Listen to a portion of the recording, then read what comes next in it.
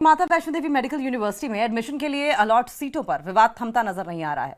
हिंदू संगठन लगातार विरोध प्रदर्शन कर रहे हैं। आज एक बार फिर संघर्ष समिति सड़कों पर उतरी और सरकार के विरोध में मार्च निकाला।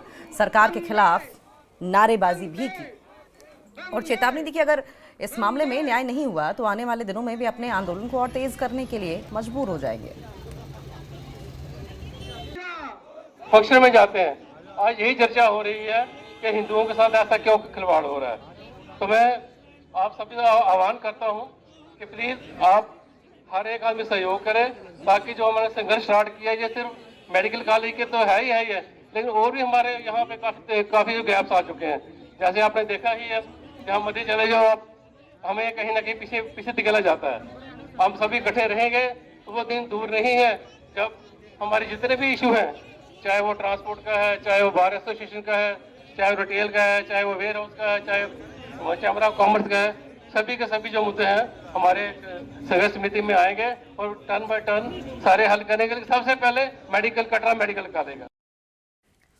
और वहीं श्रीनगर में पीडीपी अध्यक्ष महबूबा मुफ्ती के आवास पर पार्टी नेताओं की बैठक चल रही है। बैठक में पार्टी के सभी विधायक और सीनियर नेता शामिल हैं। ये बैठक पुलिस की तरफ से पीडीपी कार्यकर्ताओं को प्रदर्शन की अनुमति नहीं मिलने के बाद बुलाई गई।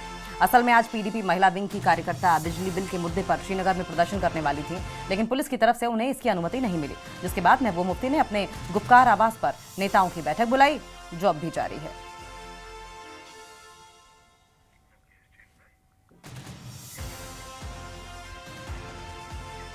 और आगे बढ़ेंगे। उपराज्यपाल मनोज सिन्हा ने रामबन में भूस्खलन और बाढ़ प्रभावित परिवारों के लिए पुनर्वास परियोजना का शिलान्यास किया।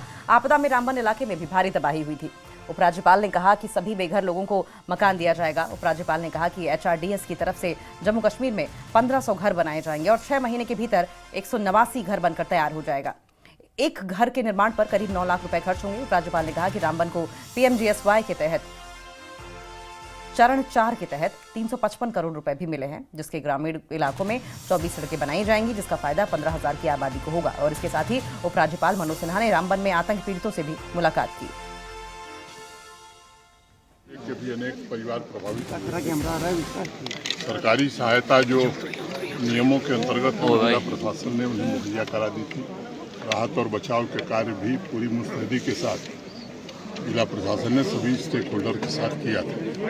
हम जानते हैं कि सरकारी सहायता से घर का निर्माण नहीं हो सकता और आज रामबन जिले के 189 फैमिलीज को 3 कमरे के घर बना करके आने वाले 6 महीने में दिए जाएंगे। वो स्मार्ट थोड़ा पीछे 15 साल तक का इंश्योरेंस भी वो कंपनी कराएगी, हर साल हेल्थ चेकअप कराएगी, इंटरनेट का कनेक्शन देगी। मैं समझता हूँ कि एक सम्मान और गरिमापूर्ण जीवन व्यतीत कर पाएंगे हमारे सभी साथी। मैंने जिला प्रशासन को कहा है कि अगर कोई गरीब व्यक्ति या कोई प्रभावित व्यक्ति छूट गया है तो बाद में उसे भी जोड़ लिया जाएगा। मैं समझता हूँ कि इस संस्था का विशेष रूप से मैं आभारी हूँ। किश्तवाड़, पुंछ, राजौरी के बाद ये रामबन है, आगे उधमपुर में भी आज कार्यक्रम है। पूरे जम्मू कश्मीर में बड़ी संख्या में ऐसे प्रभावित परिवारों के घर जो सेलिंग में प्रभावित हुए, प्राकृतिक आपदा में प्रभावित हुए, उनके बनाए जा रहे हैं। मुख्यमंत्री उमर अब्दुल्ला ने उम्मीद जाहिर की है कि इस साल दिसंबर में जम्मू कश्मीर में भारी संख्या में पर्यटक आ सकते हैं, क्योंकि दिसंबर में भारी बर्फबारी की उम्मीद है।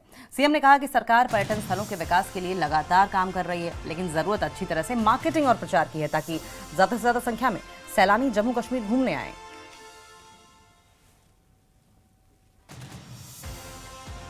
उम्मीद की जाती है कि उससे जो टूरिज्म इंडस्ट्री के साथ जुड़े हुए हमारे लोग हैं उनको फ़ायदा मिलेगा, क्योंकि आखिरकार टूरिज्म में सबसे बड़ी बात प्रमोशन है।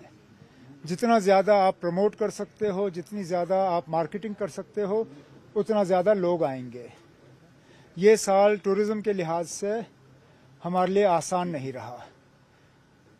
चाहे पहलगाम से शुरू करें या उसके बाद दिल्ली और नौगाम, उसका एक बहुत भारी असर जो है हमारी टूरिज्म पे पड़ा है। लेकिन उस चीज़ के बावजूद अगर स्कॉल जैसे इंस्टीट्यूशंस, ग्रुप्स जो हैं यहाँ आते हैं और हमारी टूरिज्म इंडस्ट्री के लोगों के साथ एक फॉर्मल रिश्ता जो है वो कायम करते हैं, तो इस चीज़ का हमें इस्तेमाल करना चाहिए और उम्मीद करते हैं कि इसका फ़ायदा टूरिज्म इंडस्ट्री को ज़रूर होगा। अब सबसे बड़ी चीज़ फुटफॉल के लिए बर्फ़। अभी नवंबर तो बिल्कुल सूखा रहा। उम्मीद की जाती है कि अल्लाह ताला की तरफ से हमें वो हम पे मेहरबान होंगे और दिसंबर के महीने में ठीक ठाक बर्फ़ पड़ेगी। बर्फ़ शुरू हो जाए तो हम मान के चलते हैं कि गुलमर्ग, पहलगाम, सोनमर्ग, कुछ हद तक श्रीनगर को उसका फ़ायदा होगा, लेकिन वो अल्लाह ताला पे है। जितनी जल्दी बर्फ़ होगी उतना जल्दी जो है हमारा विंटर टूरिज़्म का सीज़न शुरू होगा। हमारे तरफ से प्रमोशन और इन चीज़ों की जो हमें तैयारी करनी थी वो हमने कर ली। आ रहे हैं, अभी भी अगर आप देखें तो टूरिस्ट आ रहे हैं। शायद जिस तादाद में हम चाहते हैं वो आए नहीं, लेकिन अगर आप देखें जब क्रिसैंथेमम गार्डन की शुरुआत हुई उससे भी एक बूस्ट मिला टूरिज़्म को, और जैसे मैंने कहा बर्फ़ पड़ेगी तो और ज़्यादा टूरिस्ट जो हैं आना शुरू करेंगे। और